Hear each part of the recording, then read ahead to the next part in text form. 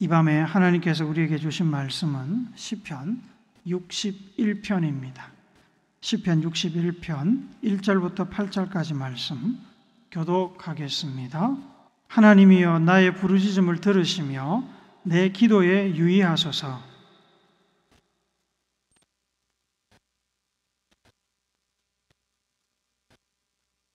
주는 나의 피난처시요 원수를 피하는 견고한 망대이심이니이다.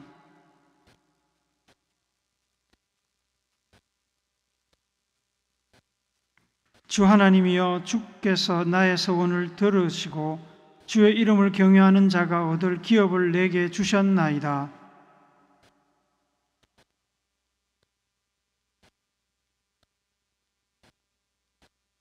그가 영원히 하나님 앞에서 거주하리니 인자와 진리를 예비하사 그를 보호하소서.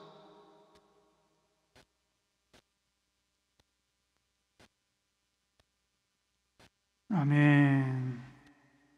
사랑하는 사람을 먼저 떠나보내거나 연애관계가 끝이 나거나 오랫동안 준비했던 시험이나 사업이 실패로 돌아가는 일 등 큰 충격이나 큰 슬픔을 겪게 되면 그 상황을 받아들이고 일상적인 삶을 유지하기 힘들어질 때가 있습니다.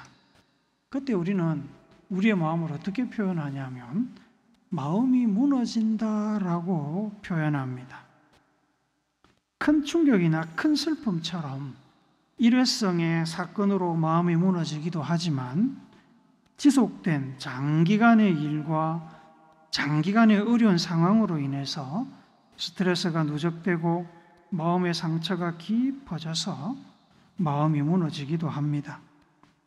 심리학적으로 마음이 무너진다는 말은 스트레스의 누적과 감정의 폭발이라고 표현할 수 있습니다.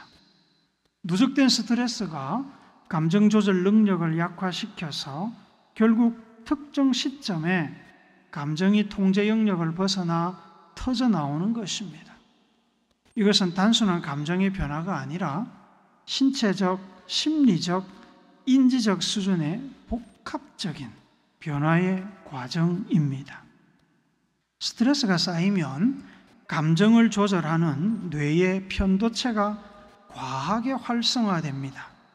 그렇게 되면 평소에 이성적으로 판단할 수 있는 상황에서도 감정이 먼저 반응하게 됩니다. 심박수가 증가하고 혈압이 상승하며 근육이 긴장하고 피로감이 누적됩니다. 우리의 감정을 담고 통제하는 마음의 그릇이 가득 차서 평소에 아무렇지도 않게 넘기던 말, 행동, 상황 등 아주 조그마한 자극에도 감정의 그릇이 쉽게 넘치고 충동적인 행동이 따라옵니다. 사람마다 상황마다 다를 수 있습니다만 어떤 한 사람이 마음이 무너질 때는 사전에 바깥으로 드러나는 전조 증상이 있습니다. 몇 가지를 예를 들어보면 이렇습니다. 식사를 거르는 일이 많아집니다. 이것은 단순히 입맛이 없어지는 것이 아니라 자기를 돌볼 가치가 없다고 느끼는 상태일 수 있습니다. 또한 과거와 달리 공간을 정리하지 않고 방치하는 일이 늘어나기도 합니다. 방이 점점 어지러워지고 청소할 의욕도 사라집니다. 이것도 삶을 통제하는 내면의 에너지가 고갈된 상태일 가능성이 매우 큽니다. 어떤 경우에는 삶의 목표를 잃어버리기도 합니다. 미래를 상상하고 준비하는 능력이 마비되면서 뭘 해도 삶에 큰 변화가 없을 것이라고 느껴서 현재의 노력이나 어떤 시도가 무의미해지는 것입니다. 불면증이 심해지는 경우도 있습니다. 침대에 누워서 눈을 감아도 정신이 말똥말똥한 때가 있을 것입니다. 몸은 피곤해서 쉬고 싶은데 마음의 긴장은 풀리지 않아서 쉽게 잠들지 못하는 상태가 지속될 수 있습니다. 어떤 사람들은 마음이 무너지는 사건이 일어나기 전에 사람들과의 관계가 점진적으로 끊어집니다. 사람을 만나고 싶은 마음이 사라지고 혼자 있는 것이 편하게 느껴진다면 마음속에서 심각한 일이 진행되고 있는 경고 신호일 수 있습니다. 뿐만 아니라 작은 일에도 쉽게 지치고 무기력해지기도 합니다. 과거에는 별것 아니었던 일들이 버겁게 느껴지고 조금만 움직여도 피곤함을 느낀다면 내면의 에너지가 고갈된 상태일 수 있습니다. 또한 이전과 달리 해야 할 일을 계속 미루고 회피하는 일이 있다면 이 또한 마음이 무너지는 징조일 수 있습니다. 부담감이 커질수록 더 회피하게 되고 결국 아무것도 하지 못한 채 자기를 비난하게 됩니다. 이러한 일들이 일어난다고 해서 무조건 마음이 무너지는 징조라고 이야기할 수는 없습니다만 조심스럽게 자기를 살피고 필요하다면 전문가의 도움을 받는 것이 마음이 완전히 무너져서 극단적인 상황에 빠지는 것을 피하고 자기를 돌보는 지혜로운 방법입니다. 오늘 이렇게 마음이 무너지는 것에 관해서 길게 말씀을 드린 것은 우리가 읽었던 본문 시편 61편을 지은 다윗의 마음 상태가 이와 비슷했기 때문입니다. 시편 61편은 다윗의 시입니다. 내용상으로는 하나님의 도움을 구하는 개인적인 탄원시, 기도시입니다만 구체적인 배경은 알려져 있지는 않습니다. 2절에 보면 땅끝에서부터라는 표현이 나옵니다. 이 땅끝에서부터라는 표현은 두 가지로 해석할 수 있습니다. 하나는 이 땅끝에서부터의 표현을 실제로 다윗이 이 기도시를 쓰고 있을 때 머물고 있던 장소를 의미하는 것으로 해석할 수 있습니다. 땅의 끝이 있다면 땅의 중심도 있겠지요? 다윗이 생각했던 땅의 중심은 어딜까요? 하나님의 성막이 있는 곳입니다. 하나님의 성막은 하나님께서 임재하시는 곳이지요. 하나님께서 계신 곳이 세상의 중심입니다. 성전은 솔로몬 시대에 지어졌으니까 다윗 시대에는 성막이 있었습니다. 다윗이 이스라엘의 왕이 되어서 예루살렘에 다윗성을 짓고 하나님의 법궤를 다윗성으로 옮겼습니다. 하지만 성막은 여전히 솔로몬의 성전을 건축할 때까지 기브온 산당에 있었습니다. 기브온은 예루살렘에서 북쪽으로 10km 정도 떨어진 고산지대에 있는 성입니다. 오늘 우리가 읽었던 이 시편 60편이 다윗이 왕이 되기 전에 지은 시라면 다윗에게 땅의 중심은 하나님의 성막이 있는 기브온일 것이고 이 시가 다윗이 왕이 된 이후에 지은 것이라면 법궤를 예루살렘으로 옮긴 이후이니까 기브온이나 혹은 예루살렘 모두 땅의 중심이 될 수 있습니다. 이 땅끝에서부터의 표현을 실제로 성막과 떨어진 먼 곳으로 이해를 한다면 다윗이 왕이 되기 전에 사울의 추격을 피해서 도망다니던 시절 블레셋과 같은 먼 이방 땅에서 도피 생활을 할 때 지은 것으로 추측할 수 있거나 다윗이 왕이 된 이후에 유일하게 예루살렘을 떠났던 시기인 압살롬의 반역 시기에 지은 것으로 추측할 수 있습니다. 2절에 땅끝에서부터라는 이 표현을 현실의 성막과의 거리를 표현한 것이 아니라 추상적인 개념, 곧 심적으로 멀게 느껴지는 일을 표현한 것으로 이해를 한다면 어느 때나 가능하지요. 도망자 생활을 하던 때나 전쟁 중에 어려움을 겪고 있을 때나 바세바와의 불륜으로 하나님의 책망을 들었을 때나 아들 압살롬의 반역으로 도망갔을 때나 하나님과의 영적이고 심적인 거리가 멀어져 있던 어느 때든지 다 적용할 수 있습니다. 죄를 짓고서 회개하지 않고 신앙 양심의 소리, 성령의 책망을 외면하게 되면 하나님과의 거리가 멀어집니다. 하나님과의 거리가 멀게 느껴지는 것은 하나님께서 주시는 은혜, 평강, 위로가 더 이상 느껴지지 않기 때문일 것입니다. 아니면 혹독한 현실의 고난 속에서 하나님께 도움을 구하지만 하나님께서 특별한 이유로 침묵하실 때도 있습니다. 그런 때에도 하나님과의 거리감을 우리는 느낄 수 있습니다. 평소에 하나님과 교류가 많이 없고 그저 형식적인 관계 안에서 살던 사람은 하나님의 음성이 들리지 않고 하나님의 임재나 도움이나 인도가 느껴지지 않는 것은 큰 문제가 아닐 것입니다. 늘 그렇게 사니까 문제가 되지 않죠. 늘 하나님 없이 혼자 사니까 하나님의 음성이 들리지 않아도 잘 살 수 있습니다. 하지만 평소에 하나님과 가까이 있던 사람, 하나님과 친밀한 관계 안에서 살던 사람은 다릅니다. 아침에 일어났는데 하나님의 임재를 느낄 수가 없거나 일터에서 혹은 차를 운전하거나 사람들과 교제하는 중에 하나님의 인도하심이 전혀 느껴지지 않는다면 마음이 많이 불안해집니다.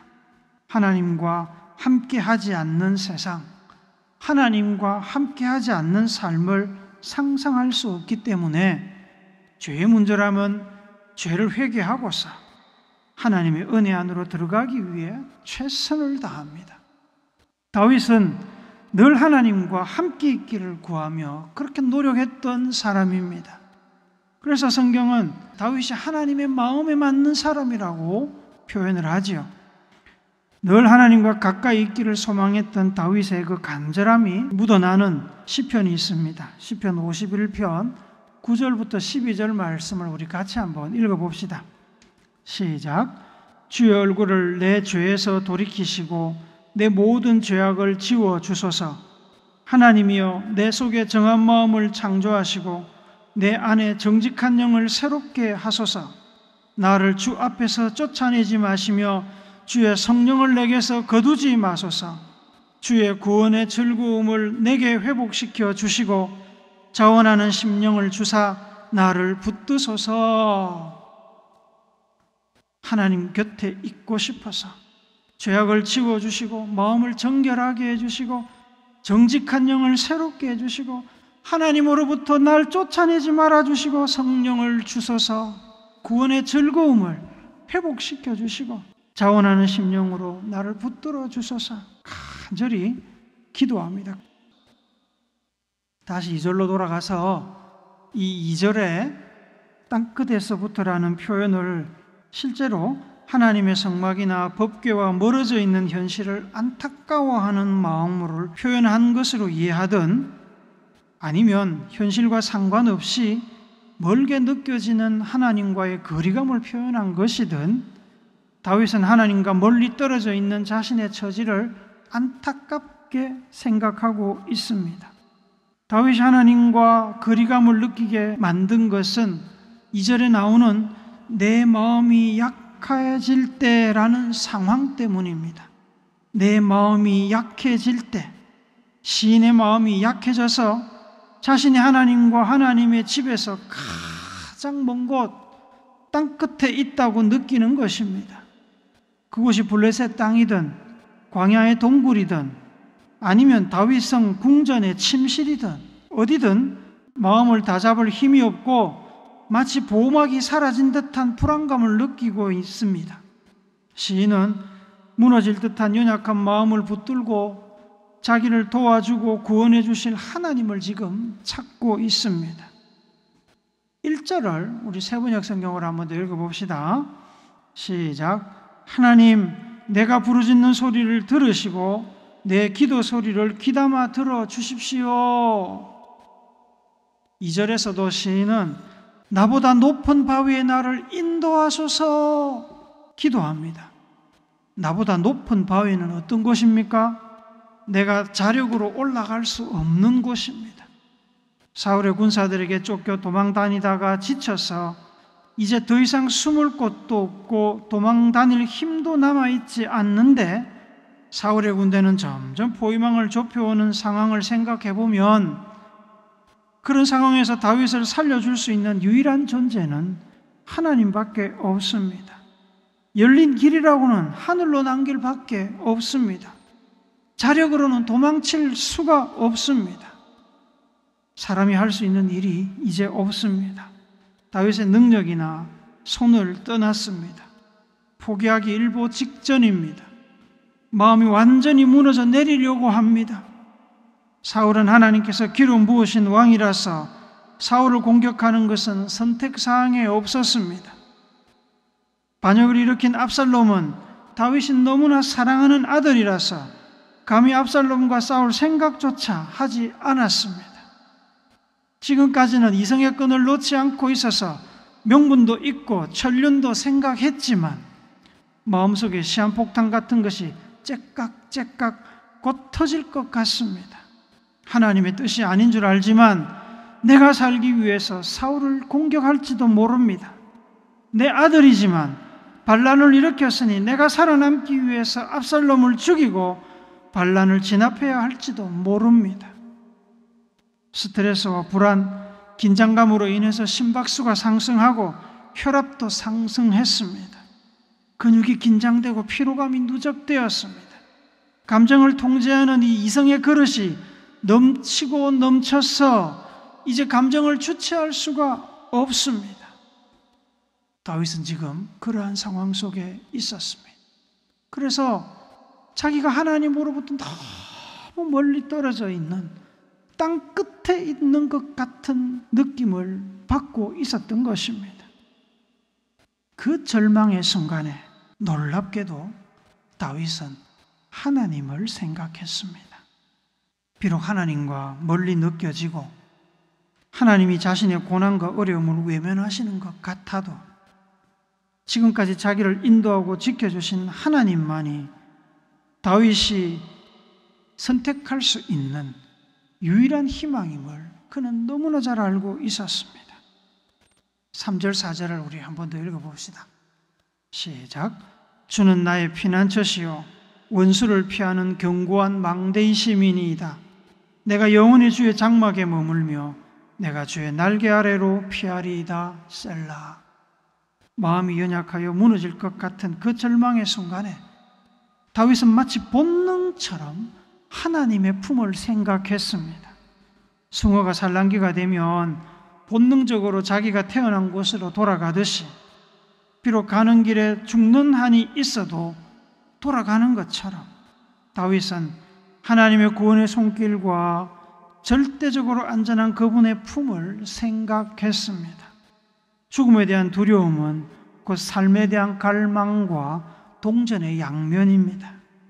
죽음의 자리, 마음이 무너지는 자리에서 다윗은 생명의 하나님, 새 힘을 주시고 새 사람 되게 하시고 다시 일어서게 하시는 하나님을 생각하고 하나님을 불렀습니다.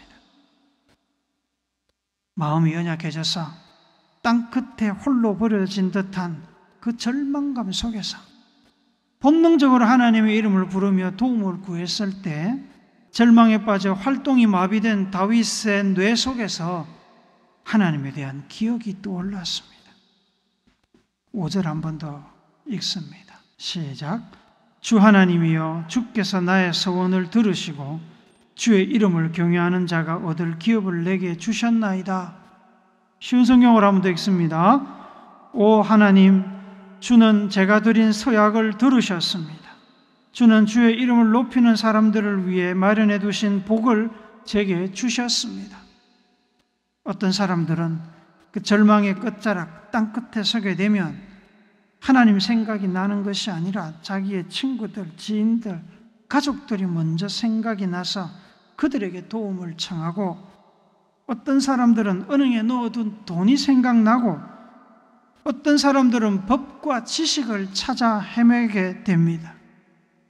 그러다 아무런 도움을 받지 못하게 되면 마음이 무너지고 포기하게 되죠. 감정이 폭발하며 이성의 줄을 놓고 느낌 가는 대로, 감정이 솟는 대로 행동을 하게 됩니다. 하지만 다윗은 하나님을 생각했습니다. 마음이 무너진 자리, 땅끝에서 자기를 구해줄 수 있는 유일한 분이 하나님뿐임을 깨닫고 하나님께 기도했습니다. 그랬더니 성령이 그의 마음 깊은 곳에 소망의 빛을 비추셨습니다. 하나님께 서약하고 기도했을 때 하나님께서 자기를 긍휼히 여기시고 하나님의 복을 주셨던 일이 생각이 났습니다. 서약은 하나님께 하는 맹세지요. 하나님께 내 삶을, 내 재산을 드립니다. 하나님께 내 시간을 드립니다. 등의 약속입니다. 하나님께 드리는 약속, 이 맹세는 반드시 지켜야 합니다. 사사 입다는 자기의 맹세 때문에 딸을 하나님께 인신제물로 드렸습니다. 물론 그 선택은 잘못된 것입니다만 그만큼 하나님께 드린 약속의 실천은 중요합니다. 서약은 특별한 조건 없이 믿음의 고백으로 드리기도 하지만 하나님의 도움, 하나님의 응답을 구하며 조건을 달고 드리는 경우도 많습니다. 건강이 좋지 않은 자식을 살려주시면, 넘어질 듯한 이 회사를 다시 살려주시면 하나님, 내가 이런 것 하겠습니다. 이런 것을 드리겠습니다. 이와 같은 약속들을 우리는 많이 합니다. 다윗의 서약을 듣고 응답으로 복을 주셨던 하나님을 기억하고서 다윗은 다시 살 소망이 생겼습니다. 하나님과도 멀어져 있고 인생도 땅끝에 내몰린 절망의 순간에, 마음이 연약해져서 무너져 내리려는 그 순간에 다윗은 세상의 어둠을 깨고 떠오르는 태양처럼 굳어진 뇌를 움직이게 만들고 광야 모래 같은 마음밭에 생명수가 솟아오르는 경험을 했습니다. 그 절망의 순간에 그 자리에 하나님이 계셨습니다. 평소에 늘 하나님과 함께했던 그의 삶이 본능적으로 도달한 곳입니다. 하나님은 다윗의 DNA 속에 일하고 계셨습니다. 절망의 어둠을 뚫고 나오셨습니다. 그래서 그는 이렇게 기도합니다. 6절 7절을 같이 읽읍시다. 시작. 주께서 왕에게 장수하게 하사 그의 나이가 여러 대에 미치게 하시리이다. 그가 영원히 하나님 앞에서 거주하리니 인자와 진리를 예비하사 그를 보호하소서. 느닷없는 왕을 위한 기도는 해석하는데 어려움이 좀 있습니다. 저는 이 왕이 다윗 자신이라고 생각을 합니다. 자기를 객관화시켜서 자기를 위해 드리는 기도라고 생각이 됩니다. 현재 어려운 상황, 죽을 것 같은 위기를 극복하고 장수하게 해주시고 자손 대대로 왕권이 이어지게 해달라고 다윗은 기도합니다. 영원히 하나님과 함께하고 하나님의 인자와 진리로 보호해달라고 기도합니다. 그렇게 해주시면 과거에 그랬던 것처럼 하나님을 찬양하고 하나님께 드리는 서원을 반드시 이루겠다고 그는 맹세하였습니다. 서원을 갖겠다는 이 맹세에는 반드시 살겠다는 생존의 의지가 담겨 있습니다. 마음이 무너져 내리는 절망의 기도가 하나님의 은혜 안에서 서원을 갚겠다는 삶의 의지로 바뀌었습니다. 사랑하는 우물교 성도 여러분, 습관은 참 무섭습니다. 회귀 본능처럼 우리는 위기의 순간에 우리에게 익숙한 습관으로 돌아갑니다. 마음이 무너지고 땅끝에 서 있는 것 같은 상황 속에서 뇌 활동은 마비되고 이성은 작동하지 못합니다. 감정은 통제의 울타리를 넘어 작고 사소한 일에도 격하게 반응하며 일상을 무너뜨립니다. 이런 상황이 되면 익숙한 습관으로 돌아가는 사람들은 마약, 술, 게임, 성적인 쾌락에 빠져서 현실을 도피하거나 자포자기합니다. 하지만 다윗은 그 절망의 순간에 늘 함께 하시며 복을 주시고 인도하셨던 하나님을 기억해냈습니다. 하나님의 은혜와 그 인자하심, 진리의 말씀을 기억해냈습니다. 서원을 들으시고 복을 주시는 하나님을 기억하고 다윗은 다시 살 소망이 생겼습니다. 복을 주시는 하나님께 다시 의지했습니다. 하나님을 찬양하며 서원을 지키겠노라고 기도했습니다. 삶의 의지를 불태웠습니다. 과거에 다윗의 기도를 들으시고 복을 주신 하나님은 이번에도 그렇게 하셨을 것입니다. 그래서 다윗은 40년을 왕좌에서 이스라엘을 다스린 뒤에 평안하게 잠들었습니다. 땅끝에서 하나님을 붙잡은 다윗처럼 어떠한 절망, 어떤 고난이 여러분을 넘어뜨리려고 하더라도 좌절하지 말고 하나님의 그 희망의 손을 붙잡으시기를 바랍니다. 하나님의 손 붙잡고 다시 일어서는 믿음의 사람들이 되시기를 예수님의 거룩하신 이름으로 축복합니다. 아멘.